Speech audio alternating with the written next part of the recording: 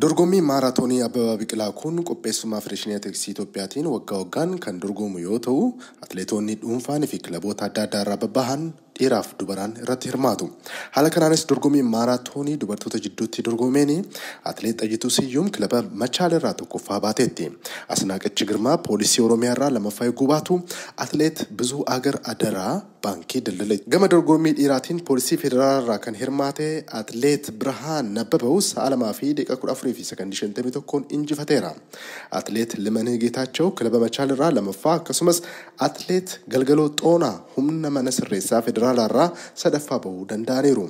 Dorgommii waliigalaatiin kilabni poolisii Oromiyaa dubaraan qabxii 33 galmeessuun waancaa argateera. Dhiiraan immoo kilabni atileetiksii Machaal qabxii 25 waancaa qophee fudhachuu danda'eera. Gabraatiin qopheessummaa Federeeshinii Atileetiksii Itoophiyaatiin fiigichi meetira 10,000 biyya Speen Maalaagaatti tibbana dorgomeera. Kaayyoon dorgommii kanaa fageenya kanaan atileetota shaampiyoonaa atileetiksii addunyaa Budaapest irratti biyya bakka bu'uun hirmaatan filachuufi. Haala kanaanis saala lachanuunuu kan dorgome yoo ta'u sa'aatii fooyyaa kan baranaa galmaa'eera.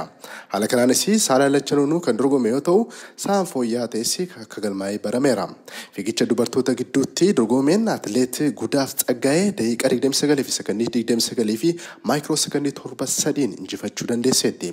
Sa'aatiin ittiin galmeesti kunis sa'a fooyyaa kan baranaa ta'ee galmaa'eeraa fi Gudaafitti aanuun atileet Ijjigaayyoo Taayyee daqiiqaa 29 fi sekondii 57 fi maayikiroo sekondii 4 lammaffaa eeguu baatu atileet Lamlam Haayiluu daqiiqaa 29 fi sekondii 59 fi maayikiroo sekondii 15 sadaffaa bahuun xumurteetti.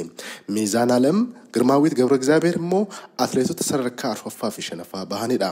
Fiigicha dhiirotaatiin immoo atileet Barihuu Aragaawii daqiiqaa 26 fi sekondii 50 fi maayikiroo sekondii 7 galmeessuun mo'ateera. Kun immoo sa'aatii fooyyaa kan baranaati. Atileet Salamoon Baraggaa Barihuunitti aanuun sadarkaa lammaffaa baheera. Sa'aatiin ittiin galeessi daqiiqaa 26 fi sekondii 51 fi maayikiroo sekondii 8 ture.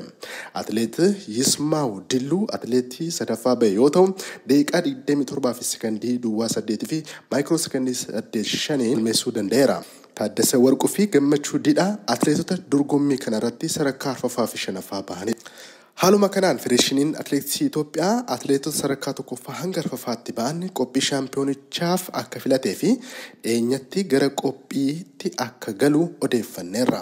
Odeeffannoo biyya alaatti wayita ceenuu erga taphataan cimaa addunyaa kanaa kan ta'e Kiristiyaanoo Roonaaldoo gara liigii Saawudii Arabiyaatti waggaa tokko dura imalee booda liigichi morkataa ta'uun bira darbee fedhiin taphattoota kubbaa miilaa garaagaraa liigichatti makamuuf qaban dabalaa dhufeera.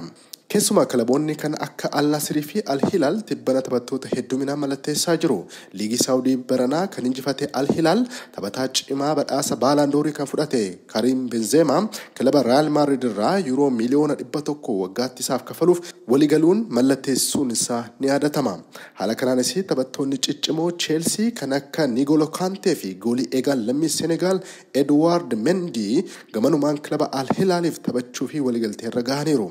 Taphattoonni Chelsea baay'inaan gara liigichaatti deemuuf fedhii agarsiisuun isaanii kilabicha irra caalaatti miidhuu akka danda'u xiinxaltoonni kubbaa miilaa dubbachaa jiru.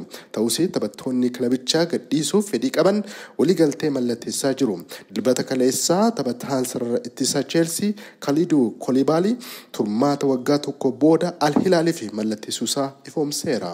Koulibaly'n bara darbee kilaba Xaaliyaanii kan ta'e Naapoolii irraa paawundii miliyoona 47 waggaa 4 fi turuu fi mallatteessuunsaa ni yaadatama.